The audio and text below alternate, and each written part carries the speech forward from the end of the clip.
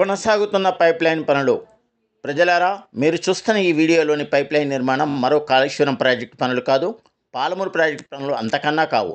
ఇది రాజేంద్రనగర్ సర్కిల్లోని శివరాంపల్లిలో సుమారు 80 లక్షలతో నిర్మిస్తున్న వరద నీటి పైప్లైన్ పనులు. అయితే కాంట్రాక్టర్ నిర్లక్ష్యం, అధికారుల అలసత్వంతో ఈ పనులు నత్తనడకన సాగుతుండడంతో ప్రజలు తీవ్ర ఇబ్బందులకు గురవుతున్నారు. ప్రధానంగా సమీపంలోనే ప్రభుత్వ పాఠశాల హాస్టల్ ఉండడంతో విద్యార్థులతో పాటు స్థానికులు రాకపోకలు సాగించలేకపోతున్నారు. ఈ పనులను త్వరగా పూర్తి చేసేందుకు అధికారులు, ప్రజాప్రతినిధులు కృషి చేయాల్సిన అవసరం ఎంతైనా ఉందని ప్రజలు కోరుతున్నారు. ఈ కాలువ నిర్మిస్తున్న దారిలో విద్యుత్ ట్రాన్స్ఫర్ ఉండటం విద్యార్థులు, ప్రజలు భయంతో పక్క నుంచి వెళ్తున్నారు. అధికారులు మాత్రం వెంటనే ఈ పనులు పూర్తి చేస్తామని చెబుతున్నారు.